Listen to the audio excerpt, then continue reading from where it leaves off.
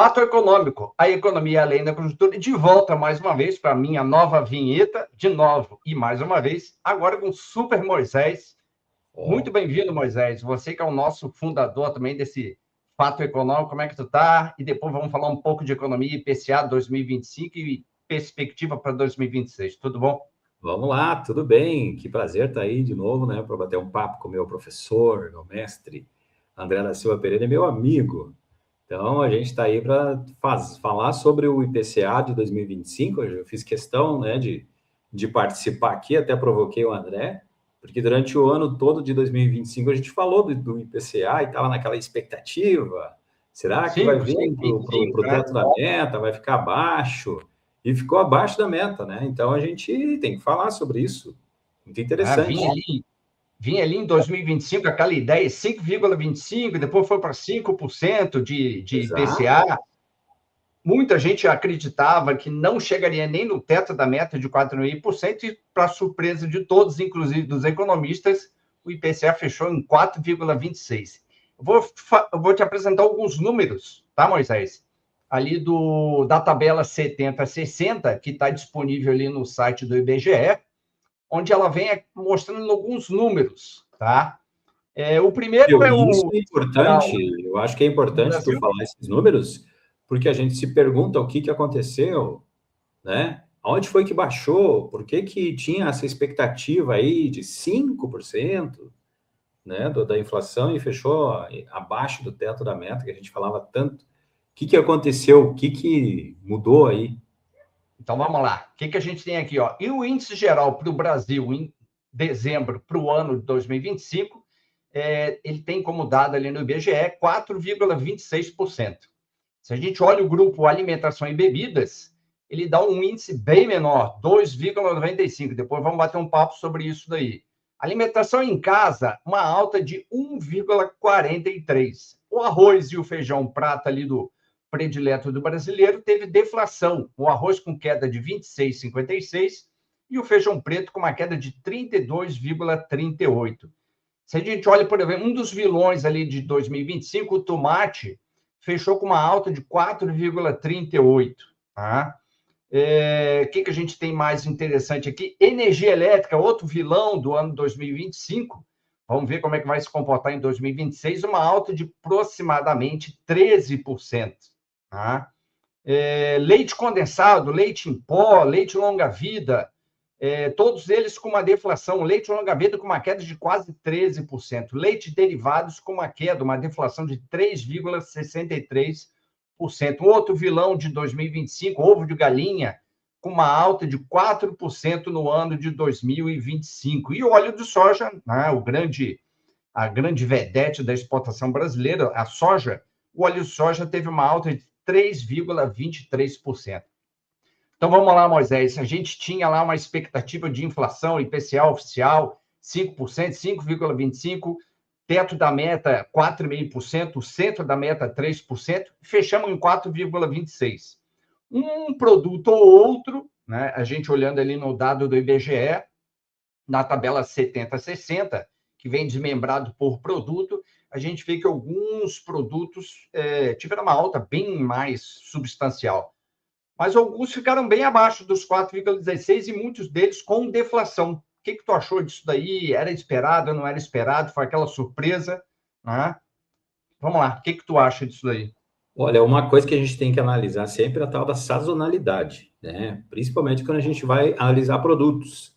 Talvez o que deve ter influenciado bastante é algum outro fator, porque a gente percebe que os produtos da alimentação, da cesta básica, eles têm uma sazonalidade muito grande, porque tem a ver com a safra, né? Tem a ver com o próprio clima. E isso, de alguma forma, vai fazer com que o preço aumente além do limite, por exemplo, um clima que está fazendo com que a gente tenha uma safra menor de arroz, por exemplo, que talvez até não foi o caso, né? Mas é um exemplo. Ou então, o próprio feijão mesmo. E aí, daqui a pouco, a outra safra, a outra temporada da cultura, ela melhora, ela dá uma cultura maior. Aí o que acontece, então, tem essa oscilação grande. Eu achei, assim, que foi bastante grande essa queda, tanto do feijão quanto do arroz, que são, como você bem falou, né, fazem parte aí do prato básico do brasileiro. Então, isso certamente impactou muito aí nesse IPCA, que fez com que ele ficasse abaixo do ano passado, né? Ficou em zero, eu não lembro agora ano passado, mas tinha ficado em 0,52, né? No mês de um ou outro. E fechado em 4,83%. E agora, neste ano, ficou nesse patamar menor, né? 0,33%, e fechou, então, o ano em 4,26%. E se você pegar esse percentual e o quanto esses alimentos eles impactam nesse percentual, talvez está uma explicação aí, né? E, claro, deve ter outro tipo de explicação. Então, o que eu te digo? Que tem que analisar, quando olha os produtos em si, a tal da sazonalidade, André. Moisés, assim, ó, o Fato Econômico fez um programa de fechamento 2025 e perspectiva para 2026 com o Eduardo Velho, da Equador Investimentos. E ele veio afirmando, lá nas modelagens, nos estudos dele, lá da Equador Investimentos, que um dos grandes parceiros, amigos do IPCA, para ele ter tido um comportamento mais amigável no segundo semestre, foi o câmbio.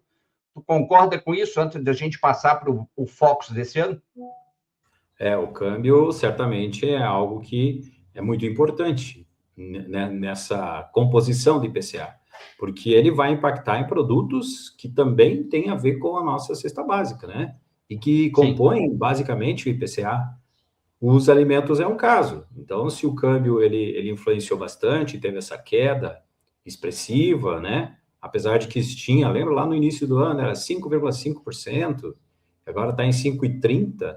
Então, é uma diferença grande. Certamente isso influenciou, né, no preço dos alimentos. E também no preço de insumos.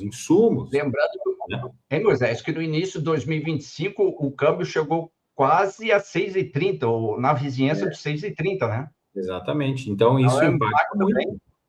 E impacta até nas expectativas. Imagina tu ter lá um câmbio de R$6, e aí você vê todo um cenário que mostra que talvez esse câmbio ele não tende a baixar. E aí, ao mesmo tempo, você vê ali uma taxa básica de juros alta. Claro que o objetivo da taxa básica de juros é, né, segurar a inflação, mas mesmo assim ela também, ao mesmo tempo que ela segura a inflação, ela segura o PIB, né? E aí isso também vai influenciar no câmbio. Mas e aí a gente vê essa queda, certamente isso influenciou muito.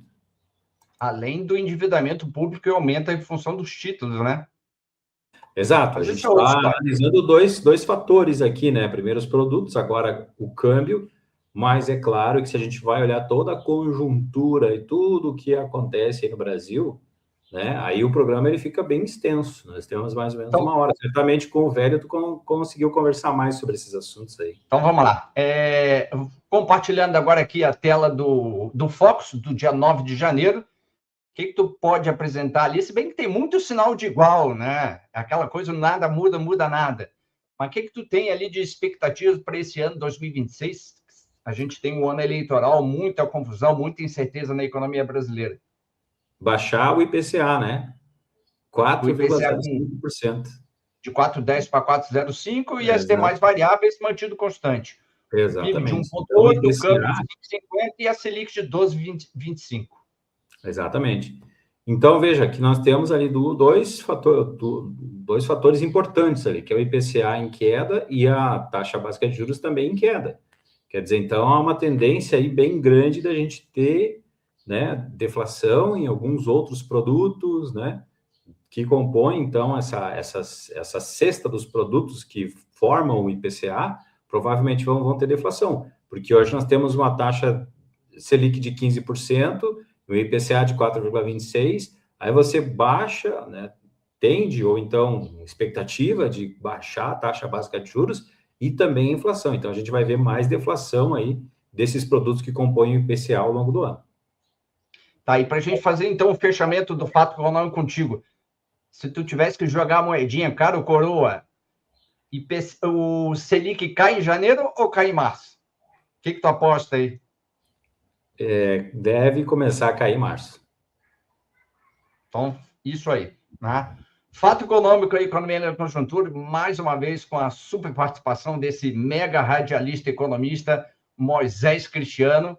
Grande abraço, um prazer enorme falar com você, ouvir você e aprender radialismo com você, porque a gente tenta aprender, mas fica meio difícil, porque chegar perto do teu naipe leva anos e anos e anos de aprendizagem. Um grande abraço, Moisés. Um abraço, apesar de já fazer quase 5 anos que eu estou longe do rádio, né? Mas a gente teve uma história bem grande, especialmente em Passo Fundo ali. Mas agora, né, estou na área, nessa parte de gestão, de economia, enfim, né, uma área diferente, mas a gente não deixa de gostar, né, do rádio, está sempre ouvindo, está sempre curtindo, e quando tem oportunidade, participa dos programas aí. Um abração. Muito bom participar do programa. Um abraço.